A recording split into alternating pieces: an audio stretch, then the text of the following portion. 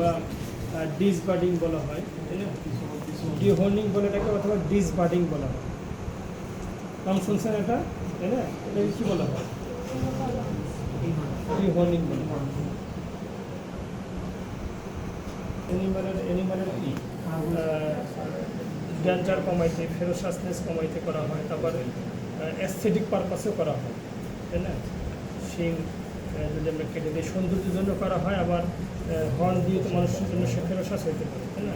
এটাকে কমানোর জন্য হইতে পারে, তাহলে তার ডেঞ্জার কমানোর জন্য হইতে পারে। আরেকটা কি, যে তার অ্যাস্থেটিক মানে সৌন্দর্য, এটা না ওই যে ঝাড়ুর খাটিগুলো এই বা ডিহর্নিং কী পারপাসে করতে পারি?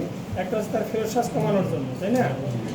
আচ্ছা, আরেকটা কি, তোমার অ্যাস্থেটিক পারপাসে, এর এপিয়ারেন্সকে কারোর কাছে সিংসার ভালো লাগতে পারে, এটাকে আমরা অ্যাস্থেটিক পারপাস, অর্থাৎ অ্যাস্থেটিক জানো তো, সৌন্দর্য পারপাস, অ্যাস্থেটিক পারপাসে করতে পারে। আবার কোনো কোনো ক্ষেত্রে ডিজিজ ইনকেস অফ ডিজিজ, যেমন হর্ন যদি ফ্র্যাকচার হয়ে যায়, ইনকেস অফ হর্ন ফ্র্যাকচার, যদি শিং ভেঙে যায়, তাহলে সেক্ষেত্রে আমরা কী করতে পারি? ওই need to remove the horn, কারণ হর্নের মাঝখানে হয়ে গেছে, ভেঙে গেছে, তার মধ্যে হর্নটা কেটে দিতে হবে, তাহলে এটাকে ডিহর্নিং বলা হয়। অর্থাৎ আমরা অ্যাস্থেটিক পারপাসে ডিহর্নিং করতে পারি। আবার তার less, to make the animal less danger, তার ডেঞ্জার কমানোর জন্য, তাই না? এটা একটা। আর একটা হইতে পারে কি, যে যদি হর্ন ফ্র্যাকচার হয়ে যায়, মাঝখানে ভেঙে গেছে, তখন আমরা এটা কী করতে হবে? ডিহর্নিং, তাই না? এই দেখো যে হর্নের যে ক্যারাটিনাস টিস্যুটা, এটার উপর যে বসানো থাকে, ক্যারাটিনটা নিয়ে আসে, তো শেখাবে ডিটেলস। আমাদের এখানে শুধু সার্জারিতে শেখাবে। আমাদের এখানে যেটা শেখার বিষয় সেটা হচ্ছে যে হর্নে কোন নার্ভ সাপ্লাই দিচ্ছে এবং এটা আমাদের কোথায় অ্যানেস্থেসিয়া দিতে হবে, এটা আমাদের সার্জিক্যাল অ্যানাটমি জানার বিষয়। অর্থাৎ আমি যে অর্গানটা সার্জারি করবো সেটার টোপোগ্রাফিক পজিশন, তাই না? টোপোগ্রাফিক পজিশন আমাদের জানতে হবে। আর এর টোপোগ্রাফিক পজিশন মানে এর লোকেশন এবং এর সারাউন্ডিং, এর সাথে আর অন্য কি অর্গানের সম্পর্ক আছে, এটাকে তো টোপোগ্রাফিক অ্যানাটমি বলা হয় নাকি? It's location and relation to other structure, এটাকে বলা হয় কি? টোপোগ্রাফিক অ্যানাটমি, তাই না? টোপোগ্রাফি, গ্রাফি মানে location, relative position is other organ, এটাকে টোপোগ্রাফিক অ্যানাটমি বলা হয়। তো এখানে তো হর্নের ক্ষেত্রে আমাদের যেটা জানতে হবে যে হর্নে কোন নার্ভ সাপ্লাই দেয়। আসলে হর্নে নার্ভ সাপ্লাই দেয় কর্নুয়াল নার্ভ। কর্নুয়াল নার্ভ আসলে কার ব্রাঞ্চ? কর্নুয়াল নার্ভ আসলে ট্রাইজেমিনাল নার্ভের, তোমার ট্রাইজেমিনাল নার্ভ শুনছে না? ট্রাইজেমিনাল, ইট ইজ এ কি নার্ভ? ক্রেনিয়াল নার্ভ না স্পাইনাল নার্ভ, কে বলতে পারবে? Cranial nerve is a trigeminal nerve, is a cranial nerve, and it is the largest cranial nerve, অনেক চ্যাপ্টা, লার্জেস্ট ক্রেনিয়াল নার্ভ।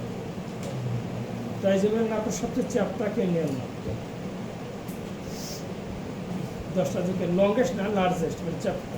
লংগেস্ট তো vagus nerve, মানে vagus nerve brain থেকে origin করার পরে এটা সমস্ত ভিসেরাল অর্গানে সাপ্লাই দেয়, একবারে এখান থেকে শুরু করে স্টোমাক, হার্ট, ইন্টেস্টাইন, সব জায়গায় ভ্যাগাস নার্ভ থাকে। ভ্যাগাস নার্ভকে বলা হয় লংগেস্ট, বাট ট্রাইজেমিনাল আছে কি লার্জেস্ট ক্রেনিয়াল নার্ভ। ওকে, তো cranial nerve trigeminal is the largest cranial nerve, তাই না? ট্রাইজেমিনাল মানে নাম ট্রাই হলো কেন? সেটা কি? অপথেলমিক, কি অপথেলমিক, ম্যাক্সিলারি, আর কি তিনটা নার্ভ না, ট্রাইজেমিনাল নার্ভ। কি কি তিনটা ব্রাঞ্চ আছে?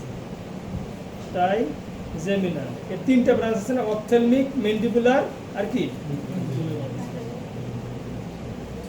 অপথেলমিক, ম্যান্ডিবুলার, আর কি maxillary. Ophthalmic nerve, mandibular nerve, আর কি ম্যাক্সিলারি নার্ভ, এইটা, তাই না? এই তিনটা নার্ভ, ট্রাইজেমিনালের তিনটা ব্রাঞ্চ, এই জন্য নাম কি ট্রাই মানে কি তিনটা ব্রাঞ্চ, এই জন্য ট্রাইজেমিনাল বলা। এই ট্রাইজেমিনাল নার্ভের তিনটা ব্রাঞ্চ, অপথেলমিক, ম্যান্ডিবুলার, ম্যাক্সিলারি। এই অপথেলমিক নার্ভের আবার অনেকগুলো ব্রাঞ্চ আছে। অপথেলমিক নার্ভের কতগুলো ব্রাঞ্চ দেয় আবার? একটা আছে যেমন জাইগোমেট্রিকো টেম্পোরাল, লেক্রিমাল, ইনফ্রাট্রোক্লিয়ার, এগুলো। তার মানে একটা কি জাইগোমেট্রিকো টেম্পোরাল, জাইগোমেটিকো টেম্পোরাল, আবার আছে তোমার লেক্রিমাল আছে, লেক্রিমাল, আচ্ছা আছে ফ্রন্টাল আছে, ফ্রন্টাল, তারপরে ইনফ্রাট্রোক্লিয়ার, ইনফ্রাট্রোক্লিয়ার। এই যে জাইগোমেটিক টেম্পোরাল থেকে নিয়ে আসে কর্নিয়াল নার্ভাস।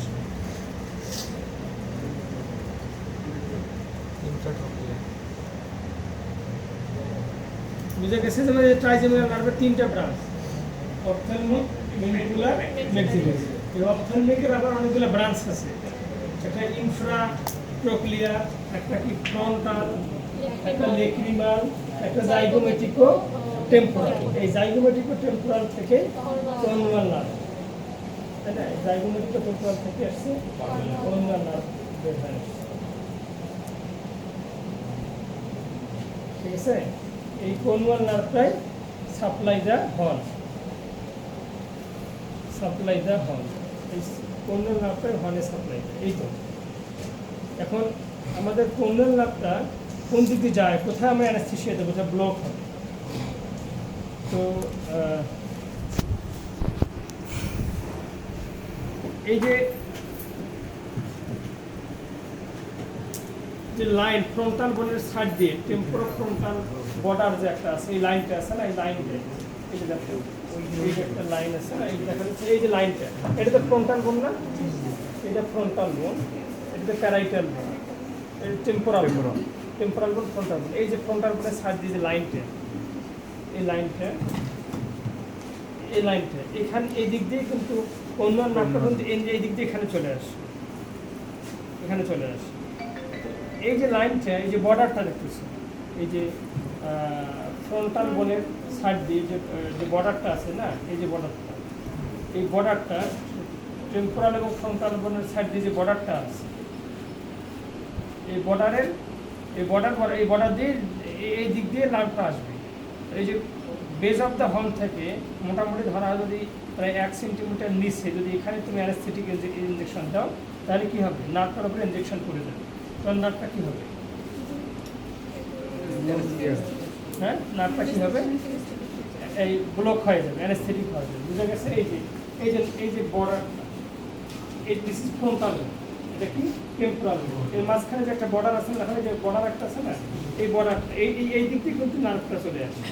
নার্ভটা তো এখান থেকে ব্রেন তো ভিতরে, নার্ভটা অরিজিন করে এই দিক দিয়ে এখানে চলে আসে, এই যে এখানে চলে আসে, এখানে সাপ্লাই করে। এখন যদি আমি এই যে লাইনটা ফ্রন্টাল বোন এবং টেম্পোরাল বোন মাঝখানে যে লাইনটা, এই লাইনটা যদি আমি এই লাইনের মধ্যে যদি বেজ অফ দ্য হর্নের বেস থেকে যদি নিচের দিকে সামনের দিকে যদি আমি বেজ অফ দ্য হর্নের জাস্ট এই ভেন্ট্রালি 1 সেন্টিমিটার নিচে যদি আমি এখানে ইনজেকশন দিই, তাহলে কী হবে, যদি বেজ অফ দ্য হর্নের জাস্ট 1 সেন্টিমিটার সামনে এবং নিচের দিকে যদি আমি কী করি ইনজেকশন দিয়ে দিই, তাহলে এখানে কী হবে, ইনজেকশন দিলে নার্ভটা ব্লক হয়ে যাবে, কারণ নার্ভ তো এখানেই রয়ে গেছে। তার বেজ অফ দ্য হর্ন থেকে 1 সেন্টিমিটার বিলো, 1 সেন্টিমিটার নিচে, বেজ অফ দ্য হর্ন থেকে 1 সেন্টিমিটার নিচে এখানে যদি আমি দিই, কিন্তু এই লাইন বরাবর, এই লাইন বরাবর 1 সেন্টিমিটার, এই লাইন বরাবর এখান থেকে 1 সেন্টিমিটার, এই লাইন বরাবর এখান থেকে 1 সেন্টিমিটার, এটা বিলো বলতে পারবো, সামনে বলতে পারবো। এই বেজ অফ দ্য হর্ন থেকে এই লাইন বরাবর 1 সেন্টিমিটার দূরে, 1 সেন্টিমিটার দূরে, এই বেজ অফ দ্য হর্ন থেকে 1 সেন্টিমিটার দূরে এই লাইন বরাবর এখানে ইনজেকশন দিলেই কর্নিয়াল নার্ভটা ব্লক হয়ে যায়। বুঝা গেছে? আর সেটা হলো কর্নিয়াল। এছাড়াও বলা হয় যে কর্নিয়াল হর্নে তো কর্নিয়াল নার্ভ সাপ্লাই দেয়। কর্নিয়াল নার্ভ ছাড়াও আরও কিছু নার্ভ আছে সাইড দিয়ে, অন্যান্য নার্ভও কিছু চতুর্দিকে থাকে, আরও কিছু নার্ভ, এগুলোকে স্ট্রেঞ্জার নার্ভ বলা হয়। আরও কিছু নার্ভ, এই যে কর্নিয়াল নার্ভ তো মেইন নার্ভ, কর্নিয়াল নার্ভ ছাড়াও আরও কিছু আশপাশ থেকে আরও কিছু নার্ভ এখানে সাপ্লাই দেয় এই হর্নে। এই জন্য সেখানে আমাদের ইনফিল্ট্রেশন করতে হবে। এই বেজ অফ দ্য হর্নের চতুর্দিকে একটু ইনফিল্ট্রেশন বলতে নিডেল নিডেল দিয়ে চতুর্দিকে একটু ইনজেকশন দিতে হবে, এটাকে ইনফিল্ট্রেশন বলা হয়। আমাদের সার্জারিকে তো অ্যানেস্থেসিয়া করানো হবে, তোমাদের অ্যানেস্থেসিয়া করানো হয়েছে। ইনফিল্ট্রেশন মানে জাস্ট আমি নির্দিষ্ট একটা পুরো এরিয়া জুড়ে একটা করে ইনজেকশন দিয়ে দিই, এরকম, এটাকে ইনফিল্ট্রেশন বলা হয়। একটা নির্দিষ্ট এরিয়া জুড়ে এটাকে ইনফিল্ট্রেশন বলা হয়। তো হর্নের চতুর্দিকে একটা ইনফিল্ট্রেশন দিতে হবে, তাহলে আদার নার্ভগুলো ব্লক হবে, এগুলোকে স্ট্রেঞ্জার নার্ভ বলা হয়। ঠিক আছে, তাহলে মেইন নার্ভ কনুয়াল নার্ভ, এছাড়াও কিছু ফ্রন্টাল নার্ভ, কিছু টেম্পোরাল নার্ভ, এরাও সাপ্লাই দেয় আংশিক কিছু পার্ট, এগুলোকে স্ট্রেঞ্জার নার্ভ বলা হয়। সেগুলা কিভাবে ব্লক করবো? an infiltration of the anesthetic agent around the surrounding the base of the horn. তাহলে তোমার হর্নটা কি হয়ে গেল, ডিসেন্সিটাইজ হয়ে গেল, এখন তুমি এখানে কাটতে পারো। ঠিক আছে, এটাকে কনুয়াল নার্ভ ব্লক বলা হয়। আসলে হর্ন বলতে কিন্তু আমরা এটাকে বুঝি, এটাকে কনুয়াল, এটা আছে কনুয়াল প্রসেস অফ ফ্রন্টাল বোন, আর এইটা আছে আসলে ক্যারাটিন টিস্যু। এইটাই আসলে হর্ন, সত্যিকার অর্থে হর্ন মানে বোঝায় ক্যারাটিন টিস্যু। যেমন স্কিন, আমাদের নেক, স্কিন, এই যে হুপ, হর্ন, এগুলো আসলে ক্যারাটিন, এগুলো আসলে ক্যারাটিন টিস্যু, ডেড টিস্যু, তাই না? এইটাতে এর উপর বসানো থাকে নাকি, এইটাতে এর উপরে বসানো থাকে, এই তো। আর আসলে এটা কিন্তু বোন, এটা কিন্তু বোন, এটাকে বলে কনুয়াল প্রসেস অফ ফ্রন্টাল বোন। ফ্রন্টাল বোন একটা প্রসেস, এই যে ফ্রন্টাল বোন একটা প্রসেস, এটাকে বলে কনুয়াল প্রসেস অফ ফ্রন্টাল বোন। আর এটাকে বলা হয় হর্ন বা ক্যারাটিন টিস্যু।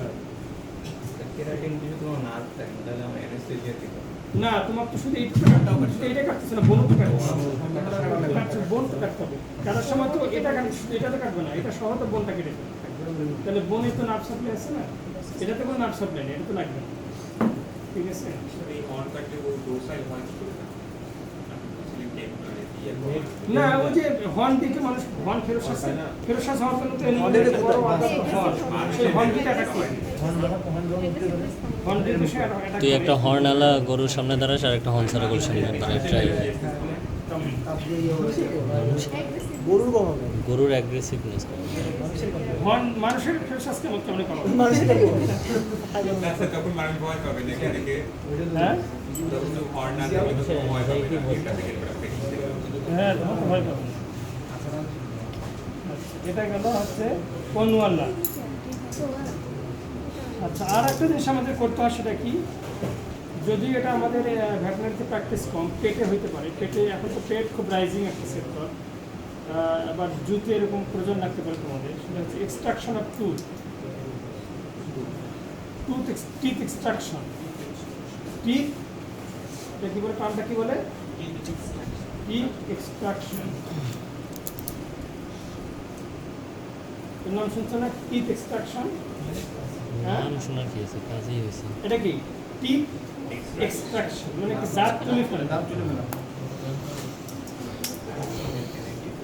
এখন দাঁত, টিথ তো আমাদের দুইটা, একটা হচ্ছে লোয়ার জ টিথ আর আপার জ, মানে ম্যান্ডিবুলার টিথ আর ম্যান্ডিবুল নিয়ে আসো, ইয়ার নিয়ে আসো, এই ডগেরও ম্যান্ডিবল, অ্যাঙ্গুলার প্রসেস আছে কিন্তু ডগের ম্যান্ডিবল আপার টিথ বলে, তাই না? তো যদি আমি আপার টিথগুলো এক্সট্রাকশন করতে চাই, তাহলে আমাকে কি নার্ভ ব্লক করতে হবে, তাই না? কি নার্ভ ব্লক করতে, আপার টিথ এক্সট্রাকশন করতে গেলে। আর লোয়ার টিথ ব্লক করতে গেলে আমাকে ম্যান্ডিবুলার নার্ভ ব্লক করতে হবে। আর আপার টিথ এক্সট্রাকশন করতে গেলে ম্যাক্সিলারি নার্ভ ব্লক করতে হবে, যদি ম্যাক্সিলারি নার্ভ আপার যত সাপ্লাই দেয়, আর লোয়ার যদি ম্যান্ডিবুলার নার্ভ সাপ্লাই দেয়। আর ম্যান্ডিবুলার, ম্যাক্সিলারি এই দুইটা নার্ভ ট্রাইজেমিনাল নার্ভের ব্রাঞ্চ, তিনটা ব্রাঞ্চ, অপথ্যালমিক, ম্যান্ডিবুলার, এই অপথ্যালমিক আবার হর্নে যেমন সাপ্লাই দেয়, চোখেও সাপ্লাই দেয়। অপথ্যালমিক, অপথ্যাল মানে কি চোখ না, অপথ্যালমোলজি মানে কি স্টাডি অফ আই। তো অপথ্যালমিক আবার ব্রাঞ্চ আবার সেটা আবার চোখেও সাপ্লাই দেয়।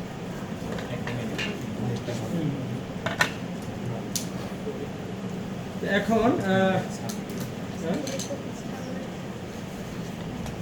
তো আমরা কি পারপাসে টিথ এক্সট্রাকশন করি? যদি তোমার টিথে সিভিয়ার কোনো ড্যামেজ হয়, হ্যাঁ, টিথ যদি ভেঙে যায়, তাই না, এগুলো ক্ষেত্রে আমাদের কী করতে হয়? টিথ এক্সট্রাকশন, নাহলে তো কষ্ট হবে, ব্যথা হবে, দাঁত তুলে ফেলতে হবে, আমাদের মানুষেরও তো করতে হয়, তাই না? টিথের ব্যাপারে কিন্তু আমি নিজেও খুব যত্নবান ছিলাম না। আমার নিজেরও তোমার 3টা দাঁত অলরেডি রুট ক্যানেল হয়ে গেছে, আবার একটা মোলার টিপ ব্যথা করতে মানে এটা তুলে ফেলতে হবে। তা কারণ আমরা আসলে টিথের ব্যাপারে খুব সচেতন না অনেকে, আমি মনে করি অনেক একটা বড় অংশ।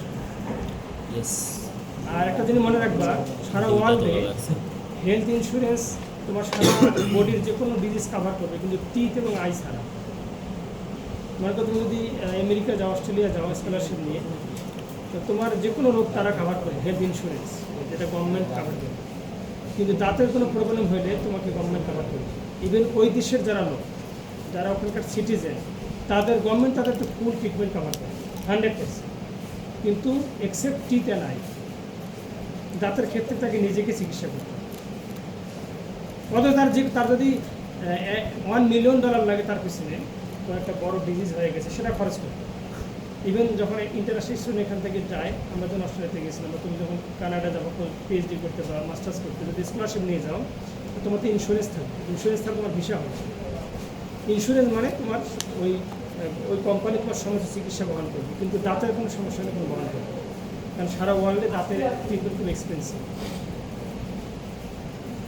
এমনও বলা আছে যে যদি আমি এরকম অনেক ফ্যামিলি দেখছি যে দাঁতের একটা রুট ক্যানেল করতে হবে। তো দাঁতের রুট ক্যানেল করতে গেলে দেখা যায় ওই দেশে হয়তো $5-6 হাজার লাগে। তো ও হিসাব করে দেখে, আর বাংলাদেশে কত টাকা লাগে রুট ক্যানেল করতে, আইডিয়া আছে? 10,000 দিনাজপুর হলে 10,000, ঢাকা হলে 20,000। তো অনেক ফ্যামিলি দেখছি যে 6,000 টাকা, আর ও হিসাব করে দেখে যদি আমি বাংলাদেশে যাই, গিয়ে দাঁতের চিকিৎসা করে আসি, তো যাওয়া আসা মিলে তোমার প্লেন যদি রাউন্ড ট্রিপ এয়ার টিকিট কাটো রাউন্ড ট্রিপ, তাহলে তোমার সর্বোচ্চ $1,500 লাগবে। আর $1,500 হচ্ছে বিমান ভাড়া, আর বাংলাদেশি টাকা 10,000 টাকা মানে $100। তাহলে কত লাগলো?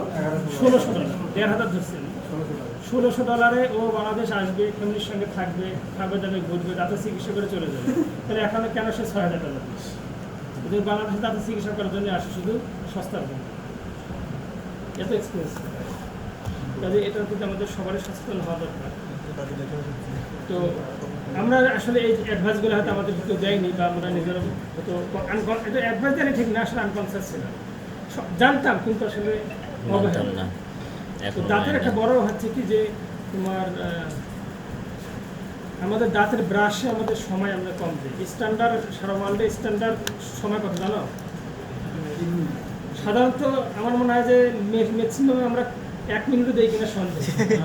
হ্যাঁ, জাস্ট কয়েক সেকেন্ড আমার মনে হয়, হয়তো এক্সেপশন থাকতে পারে 2 সেকেন্ডের মধ্যে, কিন্তু স্ট্যান্ডার্ডটা আমরা অস্ট্রেলিয়া থেকে করবো। যেটা বলা হয় একটা হরিজন্টাল লাইন করতে হবে, টেবল সারফেস অফ চিপ টিপ, একটা ভার্টিক্যাল লাইন।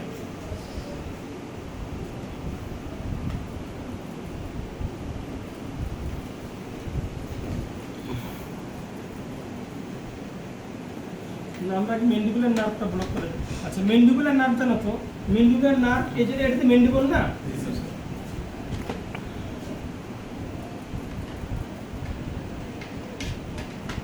এই তো নাকি এইভাবে থাকে নাকি?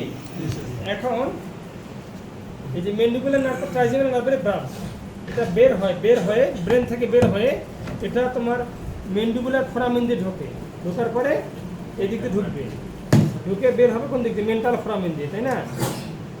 এই দিক দিয়ে ঢুকে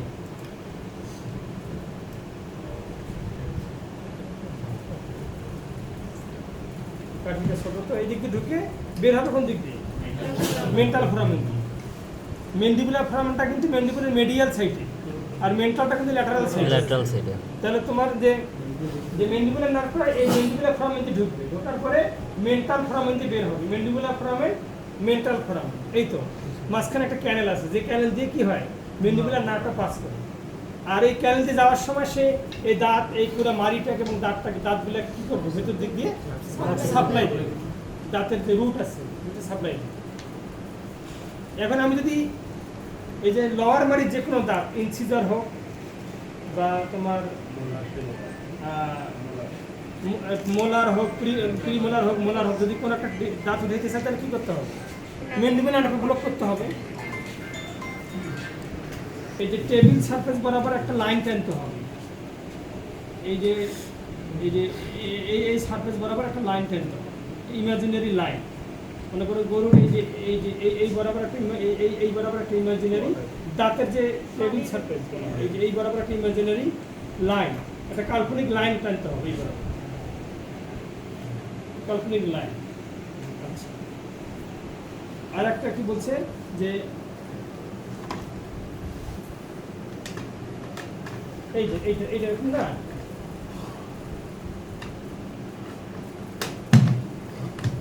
এরকম। এখন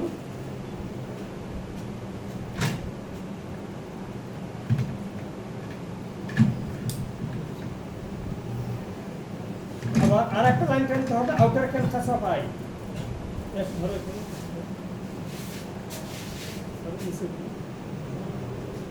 আর চোখের এটা কি, ইনার ক্যানভাস, এটা কি বলা হয় জানো তো? চোখের এটা কি, ইনার তোমার ইনার ক্যানভাস, এটা কি এটা জানো না? দেখে চোখের ইয়াকে কি বলা হয়, এটা কি বলা হয়? এটা চোখের অ্যানাটমিক্যাল প্রান্ত, ক্যানভাস বলে। কোনটাকে? এটা কি চোখের ইনার ক্যানভাস, আর এটা কি চোখের আউটার ক্যানভাস। আউটার ক্যানভাস বলা হয়। এই চোখের এটা কি ইনার ক্যানভাস, এটাকে বলা আউটার ক্যানভাস। তো যদি আউটার ক্যানভাস বরাবর আর একটা লম্বা লাইন টানা হয়, একটা তো ম্যান্ডিবুলার যে টেবুলার টেবুলার টেবিল সারফেস যেটা বলে, উপরের সারফেস বরাবর যদি একটা লাইন টানো, আর যদি এদিকে আউটার ক্যানভাস দিয়ে লম্বা লম্বে আর একটা ম্যান্ডিবুলের র্যামাস একটা ম্যান্ডিবুল এখানে এইটারই তোমার, হ্যাঁ এই যে ক্রসিং এখানে হয়েছে, এইখানে যদি তুমি ইয়াটা দাও, এই ক্রসিং যদি এখানে দিতে হবে কিন্তু মিডিয়ালি, তাহলে কিন্তু তোমার ইয়াটা পাওয়া যাবে, তাহলে তোমার এই যে ইয়ার নার্ভটা পাওয়া যাবে, ম্যান্ডিবুলার নার্ভটা ব্লক হয়ে যাবে। আরেকবার ধরো, ওটাও লাগবে, হ্যাঁ এটা দিয়েও দেখানো যাবে না, ওই যে চোখ ক্যানভাস লাগবে তোমার।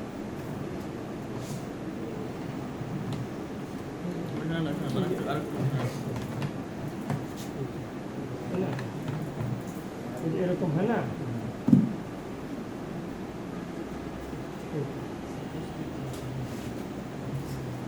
এই যে তোমার এই যে ম্যান্ডিবুলার ফোরামেন আপনার ঢুকতেছে, ঠিক আছে?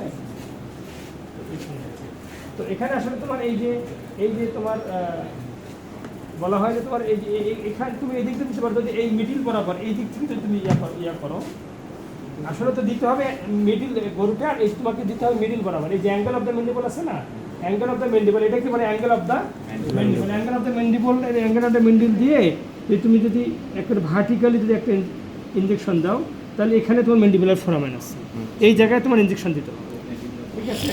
এই জায়গায় ইনজেকশন দিতে হবে। এতগুলো আর লম্বা স্পেসিং না, এখানে একটা ভুল হয়েছে, হ্যাঁ তাহলে ইনার ক্যানভাস হলে কিন্তু সামনে চলে যাচ্ছে, আউটার ক্যানভাস বরাবর একটা লাইন টানতে হবে, আর ম্যান্ডিবুলের র্যামাস বরাবর একটা লাইন টানতে হবে, যেখানে ক্রসিং হবে তার জাস্ট মিডিয়ালি। আর একটা বলতে পারো তুমি যে অ্যাঙ্গেল অফ দ্য যে ম্যান্ডিবল আছে না, অ্যাঙ্গেল অফ দ্য ম্যান্ডিবল দিয়ে যদি সোজাসুজি লম্বালম্বিভাবে তুমি ইনসিশন যাবে, এখানেই লাভের গায়ে ইনজেকশন করবে। বুঝছো তোমরা সবাই? তাহলে স্যার ইনজেকশনটা কি মানে মিডিয়ালি দেব ভিতর দিয়ে? হ্যাঁ, ভিতর দিয়ে হবে। এটা বুঝছো তোমরা? আগে তোমরা দেখো ম্যান্ডিবুলার ফোরামেন কোথায়, এই ভেতর দিক দিয়ে বরাবর। এই যে এটাকে কি বলা হয়, এটাকে জানো, এটা অ্যাঙ্গেল অফ দ্য ম্যান্ডিবল বলা হয় না, angle of the mandible. Angle of the mandible থেকে যে অ্যাঙ্গেলটাতে তৈরি হলো, যে জাস্ট যেখানে অ্যাঙ্গেলটা, এই যে অ্যাঙ্গেলটা যেখানে বাঁক হলো, এই যে অ্যাঙ্গেল অফ দ্য ম্যান্ডিবল বরাবর যদি সোজা নিরিল ঢুকে দাও তুমি, ঢুকে দিয়ে এখানে যদি অ্যানেস্থেটিক এজেন্ট লিগনোকেন আমরা দেই, তাহলে কিন্তু এই ম্যান্ডিবুলার ফোরামেনের মধ্যেই পড়বে। পড়লে এখানে নার্ভের গায়ে পড়লে নার্ভটা কী হবে, ডিসেন্সিটাইজ হয়ে যাবে। আর থিওরিটিক্যালি বলা হয় এটা যে যদি ম্যান্ডিবুলার টিথগুলো টেবিল সারফেস বরাবর একটা লাইন যদি টানো, আর আউটার ক্যানভাস বরাবর একটা লাইন টানা হয়, লাইনটা যে ক্রসিং করবে, এদিক দিয়ে লাইন টানলাম আমি, এদিক দিয়ে একটা লাইন টানা হলো, আবার এদিক দিয়ে একটা লাইন টানা হলো, যেখানে ক্রসিং করবে তার জাস্ট অপোজিট, জাস্ট তার অপোজিট মিডিয়াল, অপোজিটে মিডিয়ালি লাইনটা তো আসলে ল্যাটারালি হবে, আর একটা এটা আর একটা আনো নাই না? ওটা আরেকটা ছিল। আচ্ছা আসো, ওখানে দেখানো যাবে, ওখানে দেখো, ওখানে ভাতটা রেডি করো।